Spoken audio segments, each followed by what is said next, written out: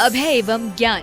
शास्त्रों में वर्णित है ये 4 प्रकार के दान। इनसे होता है प्राणी मात्र का कल्याण। परम पूज्य वात्सल्य मूर्ति जिन धर्म प्रभाविका आर्य रत्न श्री 105 सृष्टि भूषण माता जी की मंगल प्रेरणा एवं आशीर्वाद से सृष्टि मंगलम सेवा समिति के तत्वावधान में संचालित किए जा रहे हैं अनेकानेक आध्यात्मिक पुण्य के कार्य। साधुओं के आहार विहार औषधि एवं संयम उपकरण पिछी कमंडल शास्त्र आदि की व्यवस्थाएं कई वर्षों से सुचारू रूप से उपलब्ध कराई जा रही हैं। साथ ही सामाजिक सेवा के कार्य जैसे बच्चों की शिक्षा, गरीब परिवारों को आर्थिक सहयोग, रोगियों का उपचार एवं वृद्ध असहाय लोगों को आश्रय दिया जाता है। गौ संरक्षण एवं संवर्धन हेतु भी गौशालाओं के निर्माण एवं विभिन्न स्थानों पर संचालित गौशालाओं को आर्थिक मदद पहुँचाना, चारा आदि की व्यवस्था प्रदान कराना, दुर्घटनाग्रस्त गौवंश का उपचार कराना आदि कार्य भी किए जाते हैं। तो फिर देर न करें, आज ही इन महापुण्य के कार्यों से जुड़कर पुण्य लाभ कमाएं। 1 लाख से अधिक राशि प्रदान कर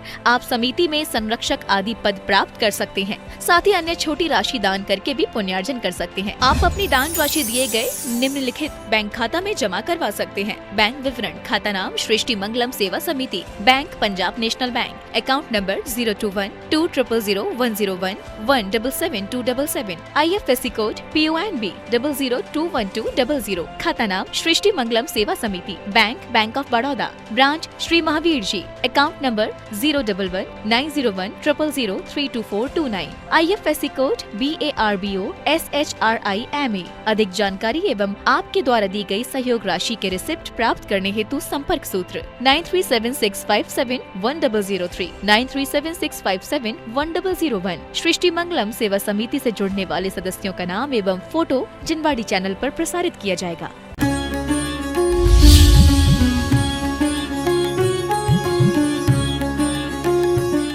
जो इंद्रियों का दास है वो ही जग का दास, और जिसकी इंद्रियां दास है वो ही खासम खास, वही खास होता है। कहते हैं तृष्णा चिसा परिदहंती न शांति रासा, कि वास्तव तृष्णा दिन दिन तृष्णा बढ़ती जाए, काया घटती जावे। वास्तव में आयु घटती जाती है। आदमी हिसाब लगाता है कि कल इतना था आज इतना हो गया, और उम्र हिसाब लगाती है कि कल इतनी थी आज इतनी सी रह गई। ध्यान रखना, हम जिंदगी भर में हिसाब लगाते हैं, फिर भी दिवाली आउट करके जाते हैं। आए थे तो कम से कम मुट्ठी बांध कर आते हैं। इस धरा का इस धरा पर सब धरा रह जाएगा। इस अवसर खो दिया तो बाद में पछताएगा। क्योंकि वास्तव में लोग इंद्रियों को गालियां देते हैं, शरीर को गालियां देते हैं। लोग कहते हैं दुर्जन दे स्वभाव बराबर, मूर्ख प्रीति बढ़ावे। मैंने कहा मूर्ख प्रीति बढ़ाता है, लेकिन एक जो इसको अपने अनुसार चलाता है वो प्रीति नहीं, वो परमात्मा हो जाता है। क्योंकि इंद्रियां मंदिर भी, ये पैर तुम्हारे मंदिर भी ले जाते हैं, मंदिरालय भी ले जाते हैं, ये पैर तुम्हारे व्यवहार में भी ले जाते हैं, और किसी की हार पर भी चलते हैं। जब आप मंदिर आते हो सुबह, वही पैर होते हैं आपके भगवान की आराधना के भाव से आते हो। घूमने जाते हो, निठल्ले होके जाते हो, दुकान जाते हो, व्यापारी बनकर जाते हो। चाबियों का गुच्छा भी जब लौट कर आते हो, दुकान अच्छी चलती है तो पैरों में घुंघरू से बंध जाते हैं, थिरकते हुए आते हो। और दुकान अच्छी ना चले तो ऐसे आते हो जैसे, समझ गए? हाँ, जबरदस्ती घसीट के कोई लाया हो, दरवाजा भी ऐसे पीटते हो जैसे हाथ तोड़ ही डालोगे। आपको पता है, जिस दिन आपको गुस्सा आती है उस दिन सबसे ज्यादा महिलाएं बर्तन गिराती हैं, और उसी दिन शाम को फिर गिफ्ट भी आता है घर पर। क्योंकि रफा दफा करने के लिए कोई रास्ता तो ढूंढना पड़ेगा। हमारी इंद्रियां बगावत भी करती हैं और सलामत भी करती हैं। क्योंकि इंद्रियों को एक साधन मानना, वो आराधना में भी साधक हो जाती हैं, विराधना में भी साधक हो जाती हैं। जो बुद्धिमान होता है, कहते हैं लक्ष्मी पा करते हैं, कुछ दिन हंसाती है तो फिर सदियों रुलाती है। लेकिन जो बुद्धिमान होते हैं वो जीवन में सदुपयोग में लाते हैं, तो इन्हें शिव सुख दिलाती है। अभी आप लोगों ने बार बार पढ़ा इस एक अर्घ में कि दुख की तृष्णा जड़ है, और इसलिए जड़ है, संग निसंग हो गए भगवान आपने चिंता मिटा दी।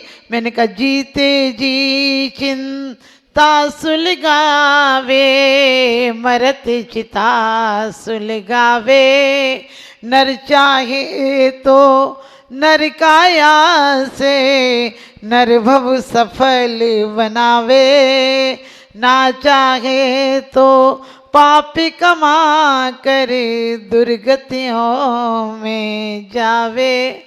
लोग कहते हैं नर काया बड़ी दुर्लभ है, इसे देव तरसते होंगे। हमने कही कैसी बात सच हो सकती है, जहां आदमी भी मरने का प्लान बनाता वहां का देव तरसते होंगे।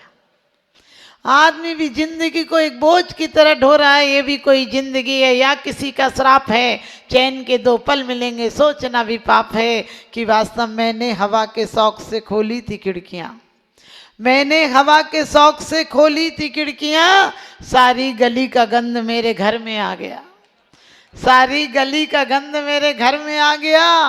पहले जमीन खोदते थे तो क्या निकलता था, धन निकलता था, मूर्तियां निकलती थी। अब जमीन खोदो तो क्या निकलेगा, टैंक।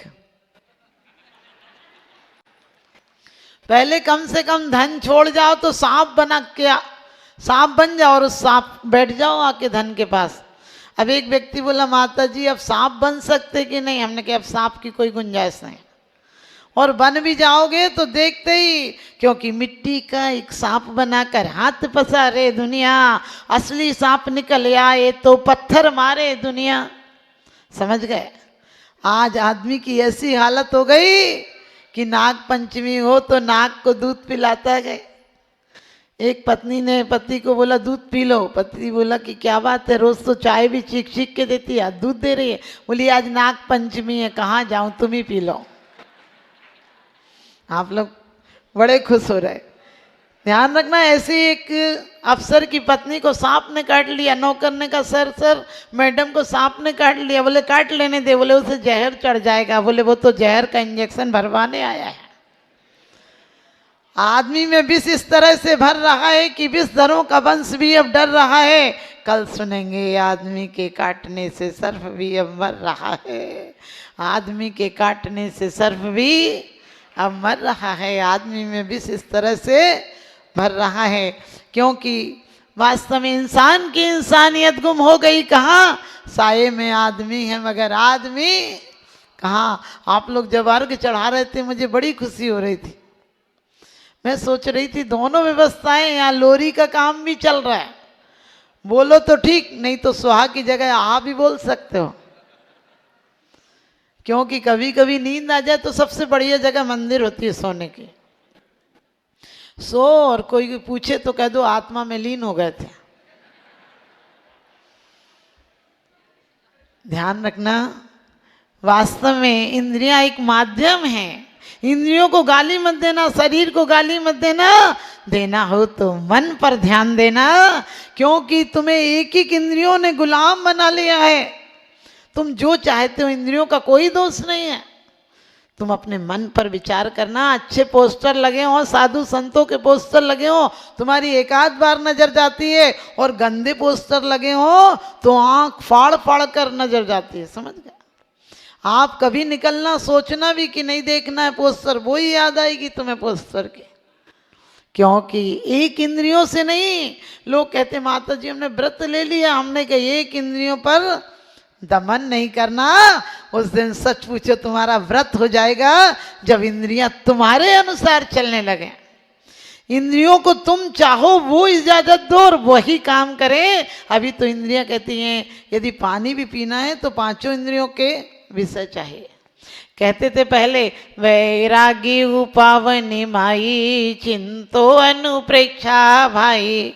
अब पापे उपावनी माई, टीवी तुम देखो भाई।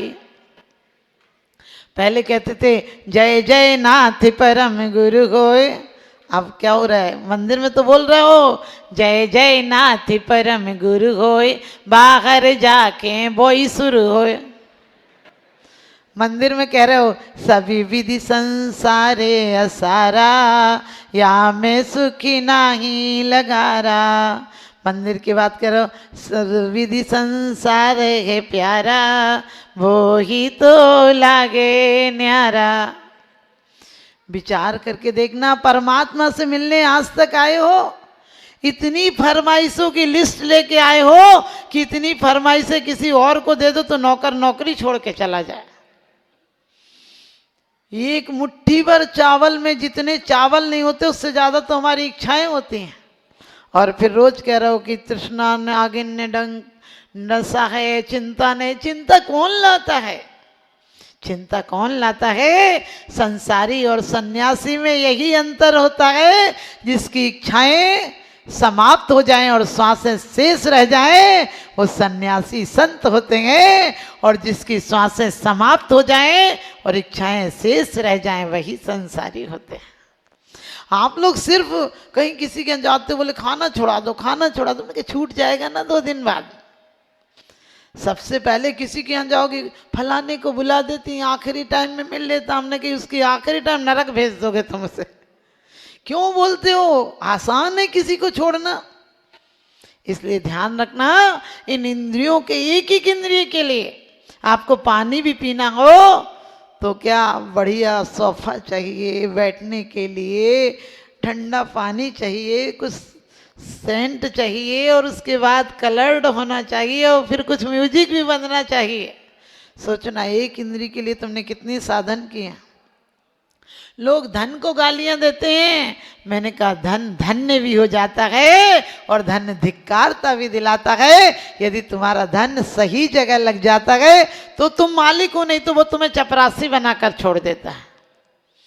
आप भी ध्यान रखना, ये आप इतने अच्छे अच्छे अर्घ पढ़ रहे थे कि मुझे लग रहा था वास्तव में इनको पढ़ के तुम सिद्ध हो जाओगे, और सिद्ध नहीं हो पाए तो संत जरूर हो पाओगे, और संत नहीं हो पाएंगे तो सदग्रस्त होकर भी जाना। एक व्यक्ति हमसे बोला, माता जी हम 16वें स्वर्ग जाएंगे। हमने कि क्यों? बोले लिखा है कि यूं श्रावक व्रत पाल स्वर्ग 16 उपजावे।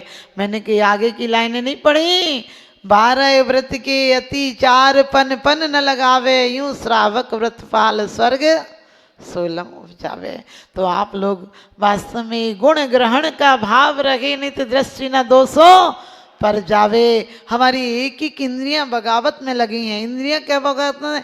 हमारा मालिक सोया पड़ा हुआ है। हमने सालों से क्या सदियों से, कई वर्षों से, कई जन्मों से हवेली खोली ही नहीं है। सारे चोर इसमें मालिक बन गए हैं।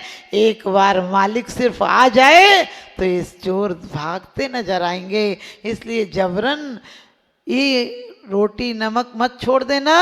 छोड़ना हो तो कसाएं, विभाव, परिणतियां, ईर्षा, छल, कपट छोड़ देना। आज तुम्हारी ये नरक सी जिंदगी स्वर्ग बन जाएगी। स्वर्ग और नरक में इतना ही अंतर होता है, क्योंकि जिंदगी भर आदमी मंदिर आता है लेकिन मंदिर नहीं हो पाता है। पत्थर एक बार मंदिर आता है और परमात्मा हो जाता है। आप सब भी सिद्ध चक्र की पूजन कर रहे हैं, क्योंकि सिद्ध चक्र मात्र सिद्ध नहीं है, सिद्ध चक्र विधान नहीं है, ये व्यवधान को मिटाने के लिए सुंदर संविधान है। ये पहला विधान है जिसमें एक विधान नहीं, 8 दिन में 8 विधान कर लेते हो, लेकिन ईर्षा, छल, कपट नहीं मिटी तो कोई मतलब नहीं हुआ। क्योंकि आपको पता है, एक बार एक व्यक्ति अपनी ससुराल पहुंचा तो सास बोली कि आप लेने आए हो? बोले हाँ। बोले 15 दिन बाद लेने आना। वो बेचारा 15 दिन बाद आया, मुंगावली का ही होगा। तो बेटियों से तो मन नहीं भरता, बेटियां बहुत प्यारी होती हैं। तो उसने कहा 15 दिन बाद फिर आना, भी तो इसके पिताजी नहीं है। तो वो बोले मैं लेके ही जाऊंगा। तो बोले 15 दिन तक वो नहीं आएंगे, काम से बाहर गए। तो जमाई बोला कोई बात नहीं, मैं 15 दिन यहीं रुकूंगा, जब आ जाएंगे तो लेके चला जाऊंगा। तो सास बोली कि आप 15 दिन रुकोगे, लोग क्या कहेंगे? कहने लगे तुम्हारी बेटी हमारे यहाँ 6 महीना रह आई तो लोगों ने क्या कहा? तो वो कहने लगी कि वो तो थारे घर ब्याही गई है। तो बोले मैं भी तो थारे घर ब्याह गया हूँ। कि मैं फूका गया हूँ? क्या मैं फूका गया हूँ? मैं भी तो थारे घर ब्याह गया हूँ। वो अंदर गई और बच्चों से बोली जा जीजा जी से कह दे कि अम्मा को देवी आती है, जो कहती है सो करके छोड़ती है। उसने बाल बिखराए, गर्दन घुमाई, बोली मैं ना भेजूँ, मैं ना भेजूँ। जमाई बोले कह दे अपनी अम्मा से कि जीजा जी को भैरव आते हैं और जो कहेंगे सो करके छोड़ते हैं। पत्नी का हाथ पकड़ा, बोले बैठ ले, हो लिया वोट नाटक। आप समझ गए, जिस दिन काल भैरव आएगा सारी जिंदगी की तैयारियां यहीं की यहीं रह जाएंगी। मौत आंधी की तरह आती है, जिंदगी फिर नहीं बच पाती है। हमें आदत है घर बदलने की, मौत तो नाक में बदनाम हो जाती। कौन कहता है कि मौत आएगी तो मैं मर जाऊंगी? अरे मौत के साथ तो मैं अपने घर जाऊंगी, मौत के साथ तो अपने घर जाऊंगी। जो अपने घर का पता बता रहे हैं, ऐसे गुरुदेव के चरणों में अपना मस्तक झुकाऊंगी। इन्हीं शुभ भावों के साथ बोले गुरुदेव निश्चल सागर जी महाराज जी की।